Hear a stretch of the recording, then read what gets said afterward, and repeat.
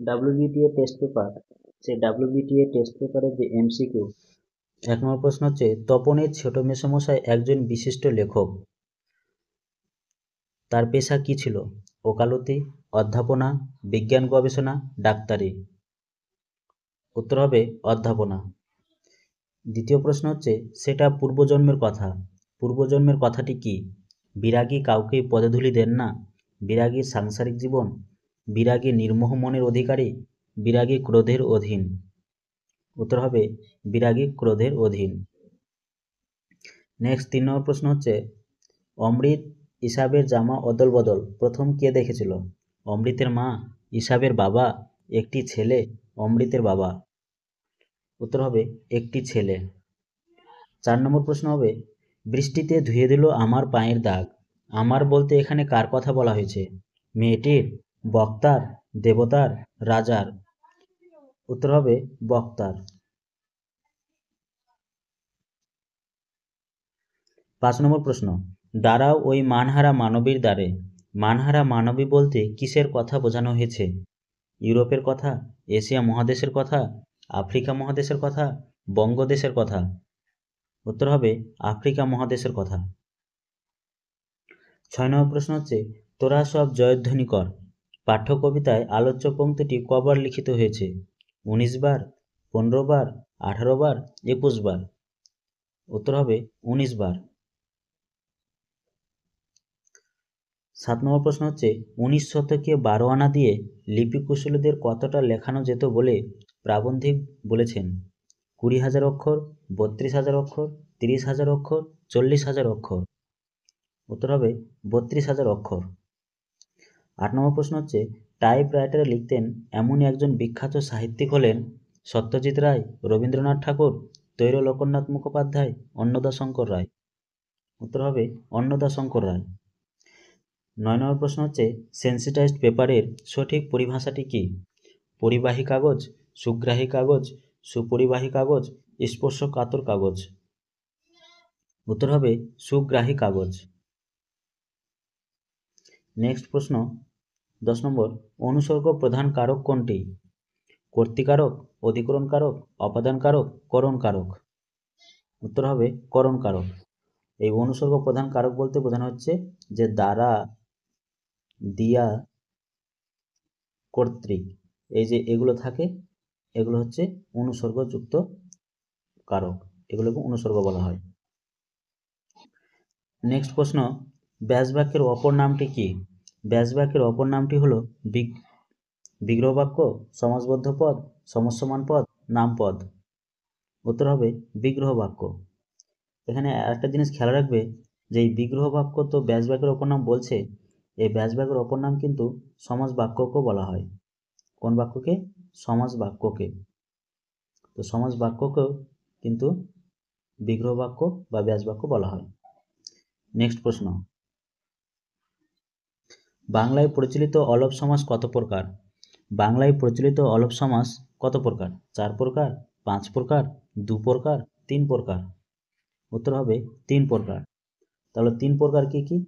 3 প্রকার হচ্ছে অলপ দ্বন্দ্ব, অলপ দ্বন্দ্ব, 2 নম্বর হচ্ছে অলপ তৎপুরুষ, 2 নম্বর কি অলপ তৎপুরুষ, 3 নম্বর হচ্ছে অলপ বহুব্রীহি।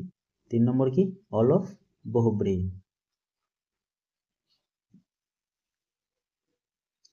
তারপর নেক্সট গঠনগত দিক থেকে বাক্য কয় প্রকার? গঠনগত দিক থেকে বাক্য কয় প্রকার? 2 প্রকার, 3 প্রকার, 5 প্রকার, 6 প্রকার। উত্তর হবে 3 প্রকার। কি কি? সরল বাক্য, যৌগিক বাক্য, জটিল বাক্য। 14 নম্বর প্রশ্ন হচ্ছে শঙ্খ বাজে এটি কোন বাচ্য? কর্তৃবাচ্য, ভাববাচ্য, কর্মকর্তৃবাচ্য, কর্মবাচ্য। উত্তর হবে কর্মকর্তৃবাচ্য। নেক্সট কি প্রচণ্ড বিপদ বাক্যটি কি জাতীয় বাক্য? জটিল বাক্য, বিস্ময়বোধক বাক্য, নির্দেশক বাক্য, অনুজ্ঞাবাচক বাক্য। উত্তর হবে বিস্ময়বোধক বাক্য। সম্পাদক যিনি সম্পাদনা করেন এখানে সমাসের নামটি কি? বহুব্রীহি, মধ্যপদলোপী কর্মধারয়, উপপদ তৎপুরুষ, অলুক দ্বন্দ্ব। উত্তর হবে উপপদ তৎপুরুষ। তোমরা শেষে বলার চেষ্টা করবে যে তোমরা 17তে এই প্রথম সেটে কত পাচ্ছ। কমেন্ট বক্সে অবশ্যই জানাবে। হাই ছায়াবৃতা। ছায়াবৃতা পদটির ব্যাসবাক্য হবে ছায়ায় আবৃতা, ছায়া দ্বারা আবৃতা, ছায়া হইতে আবৃতা, ছায়া রূপ আবৃতা।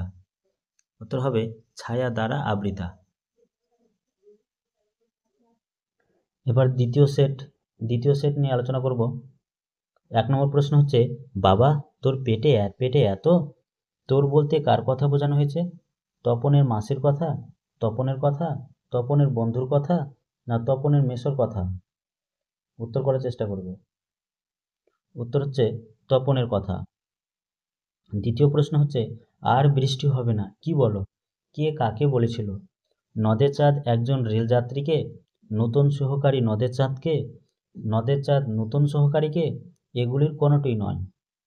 উত্তর হবে নদের চাঁদ নতুন সহকারীকে। আজ থেকে আমরা অমৃতকে অদল আর হিসাবকে বদল বলে ডাকব। বক্তাকে? হিসাবের বাবা, অমৃতের মা, পাড়ার ছেলেরা, গ্রাম প্রধান? উত্তর করার চেষ্টা করব। উত্তর হচ্ছে গ্রাম প্রধান। 4 নম্বর প্রশ্ন হচ্ছে, তোমায় নিয়ে বেড়াবে গান কোথায় কোথায়? নদীতে উপত্যকায়, উপত্যকায় দেশ গায়ে, নদীতে দেশ গায়ে, পাহাড়ে জঙ্গলে? উত্তর হবে নদীতে দেশ গায়ে। আনো রথ তরা করি, ঘুচাবো এ অপবাদ, বোধি রিপুকুলে? বক্তাকে? রাবণ, বিভীষণ, রত্নাকর, ইন্দ্রজিৎ? উত্তর হচ্ছে ইন্দ্রজিৎ। নেক্সট 6 নম্বর প্রশ্ন হচ্ছে, কালো ঘোমটার নিচে অপরিচিত ছিল তোমার মানব রূপ। তোমার বলতে কার কথা বলা হয়েছে? ইউরোপের কথা, আফ্রিকার কথা, এশিয়ার কথা, বিশ্ব স্রষ্টার কথা? উত্তর হবে আফ্রিকার কথা। 7 নম্বর প্রশ্ন হচ্ছে, মুঘল দরবারে একদিন তাদের কত না খাতির, কত না সম্মান। তাদের বলতে কাদের কথা বলা হয়েছে? লিপুকুশলী, চিত্রকুশলী, কুশলী কথাকার, না কুশলী বক্তা? উত্তর হবে লিপিকুশলী।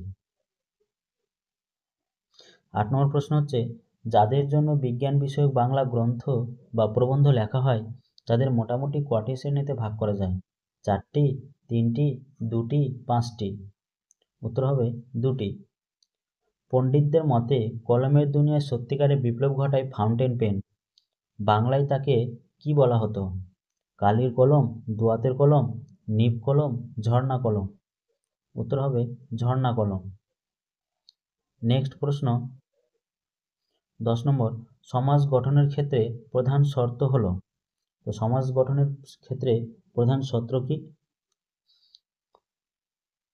সমাজ গঠনের ক্ষেত্রে প্রধান শর্ত হলো অর্থসঙ্গতি বজায় রাখা, সমসমান পদগুলির অর্থসঙ্গতি বজায় রাখা, ব্যাসবাক্যকে ভেঙে ফেলা, দুটি পদকে যুক্ত করা? উত্তর করার চেষ্টা করবে। এর উত্তর হচ্ছে অর্থসঙ্গতি বজায় রাখা। 11 নম্বর প্রশ্ন, রূপক কর্মধারী সমাসের ব্যাসবাক্যে ব্যবহৃত রূপ কোন ধরনের শব্দ? সাধারণ ধর্ম, উপমেয়, উপমান, সাদৃশ্যবাচক? উত্তর করার চেষ্টা করবে। উত্তর হচ্ছে সাদৃশ্যবাচক। 12 নম্বর প্রশ্ন হচ্ছে, বাক্য গঠনের প্রধান শর্তগুলি কি? যোগ্যতা ও আকাঙ্ক্ষা, আকাঙ্ক্ষা ও আসক্তি, আকাঙ্ক্ষা, যোগ্যতা ও আসক্তি, না যোগ্যতা ও আসক্তি? উত্তর হচ্ছে আকাঙ্ক্ষা, যোগ্যতা ও আসক্তি। 13 নম্বর প্রশ্ন হচ্ছে, যে সমাসের ব্যাসবাক্য তৈরির জন্য অন্য পদের পূর্বপদ পরপদ ব্যতীত সাহায্য নিতে হয় তাকে বলে? নিত্য সমাস, অব্যয়ীভাব সমাস, অলপ সমাস, এগুলির কোনোটিই নয়। নিত্য সমাস। উত্তর হচ্ছে নিত্য সমাস। 14 নম্বর হচ্ছে, শাঁখ বাজছে, এখানে কোন বাচ্যের প্রয়োগ ঘটেছে? কর্মকর্তৃবাচ্য, কর্তৃবাচ্য, ভাববাচ্য, কর্মবাচ্য? উত্তর হচ্ছে কর্মকর্তৃবাচ্য।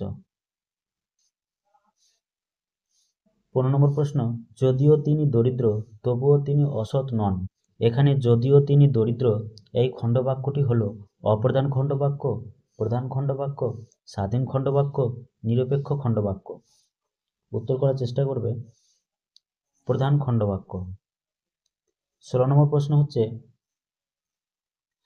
কর্তাহীন যে বাক্যে কর্মই কর্তার আসনে বসে তাকে বলে কর্তৃবাচ্য, কর্মভাববাচ্য, কর্মবাচ্য, কর্মকর্তৃবাচ্য।